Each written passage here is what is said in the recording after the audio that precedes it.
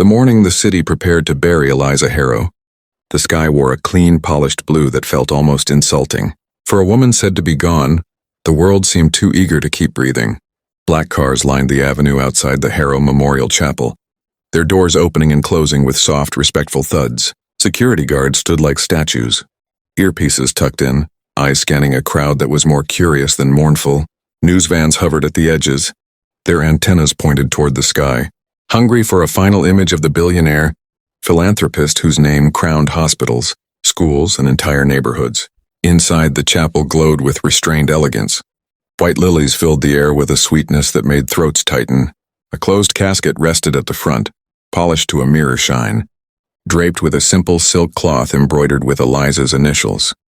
The choice of a closed casket had been explained away as modesty. Eliza Harrow, the woman who gave away fortunes quietly and lived with careful restraint, would not have wanted a spectacle, they said. No one questioned it. Not the board members who owed her careers to her vision. Not the distant relatives who had flown in first class. Not the lawyers who had already begun whispering about trusts and foundations. Eliza had collapsed at her estate 3 days earlier, the official report said. A sudden medical event, swift, painless, final. Rowan Hale stood in the back, cap in hand, the brim bent from years of use. His uniform smelled faintly of soap and metal and the city's early morning. He did not belong here, and everyone could tell. The security guard near the door had eyed him twice, but Rowan had a folded invitation in his pocket, retrieved from a trash bin behind a law office downtown. It bore no name, just a time and place embossed and expensive. He had come anyway. Rowan had been a garbage collector for 12 years. He knew the city the way surgeons know arteries, the way librarians know spines. He knew what people threw away and what they kept hidden until the last possible moment. He also knew Eliza Harrow, though she had never known him. Not by name, at least. 2 months earlier, on a rain-heavy dawn, Rowan had found her sitting on the curb behind the old textile warehouses, soaked and shivering, her hair pulled into a tight knot, her coat too thin for the weather. She had asked him for water, her voice calm but strained, as if she were measuring every breath. He had given her his thermos and half a sandwich. She had smiled at him, a small, grateful smile that reached her eyes. They talked for 10 minutes. About the city, about how it changes, about how people forget what matters when they have too much of everything. She had asked his name. He had asked hers. She said simply, Eliza. When his truck had rumbled back to life, she had stood and thanked him again. Before leaving, she had pressed a folded piece of paper into his hand. If anything happens, she had said, promise me you'll remember this. He had laughed then, awkward and unsure, and tucked the paper into his pocket. When he got home, he unfolded it. It was an address, and beneath it, in careful handwriting, not everything buried is dead. Now standing in the chapel as a violinist played something soft and aching, Rowan's fingers tightened around the brim of his cap. The memory of Eliza's eyes, alert, alive, burdened with something heavy, burned bright. This funeral felt wrong. Too fast, too neat. The officiant stepped forward, voice steady, words practiced. He spoke of Eliza's generosity, her vision, her legacy. He spoke of an ending. Rowan's heart pounded. He thought of the address. He thought of the words. He thought of the way Eliza had looked over her shoulder that morning by the warehouses, as if expecting someone to be there. As the officiant invited the attendees to stand for the final blessing, Rowan moved. Stop, he said. The word cracked through the chapel like a dropped plate. Every head turned. Security shifted. A murmur rose, offended and confused. Sir, a guard began, stepping toward him. She's not dead, Rowan said, louder now. His voice shook, but it held. Eliza Harrow is not dead. Gasps rippled through the room. A man in the front row scoffed. A woman covered her mouth. Cameras whirred to life. The officiant raised a hand, flustered. This is highly inappropriate. Rowan walked forward, stopping just short of the casket. I met her, he said. 2 months ago. She knew this was coming. She told me to remember. And I remember. A tall man in a dark suit stood abruptly. Victor Harrow, Eliza's nephew, his jaw tight. This is a stunt, he snapped. Remove him. Rowan reached into his pocket and pulled out the folded paper. He held it up. She gave me this, he said. An address. And a message. I went there yesterday. The room fell into a hush. I found a basement apartment. Rowan continued. Empty except for medical equipment, documents, and a recorded message. From Eliza. She said if anyone tried to bury her before the truth came out, I should stop them.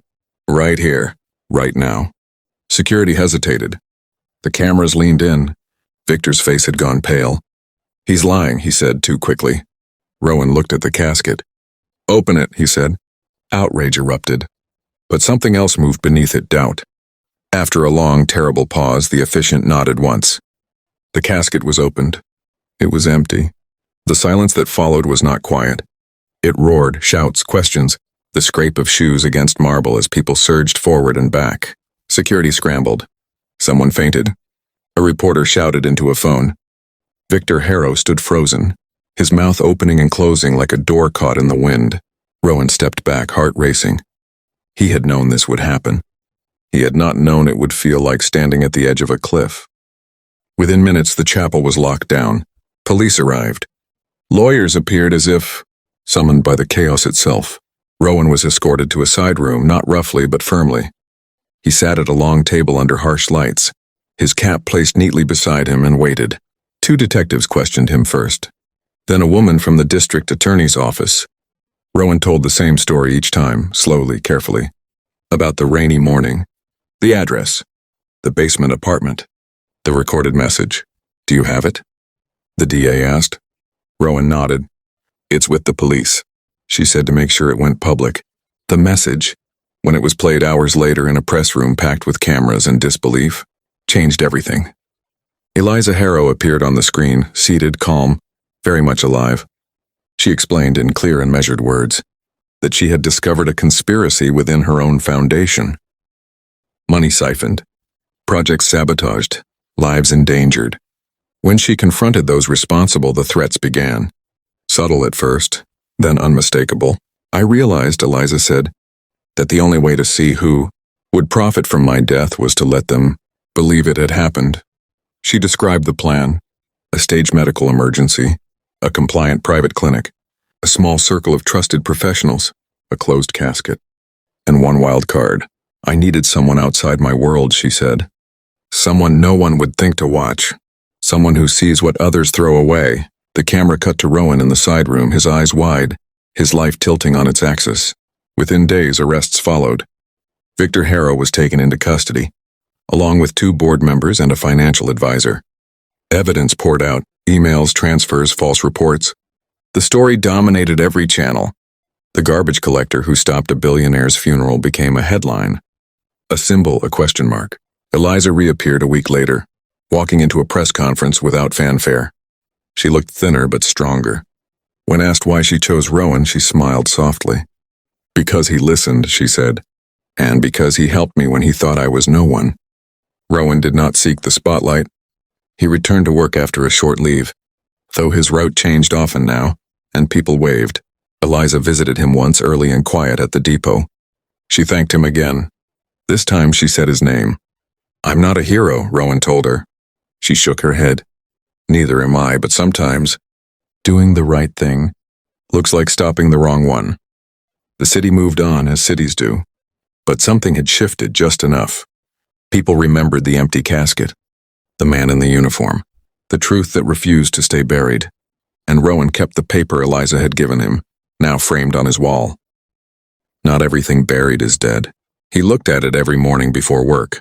A reminder that even in the places where the world discards its stories, some truths are waiting to be found.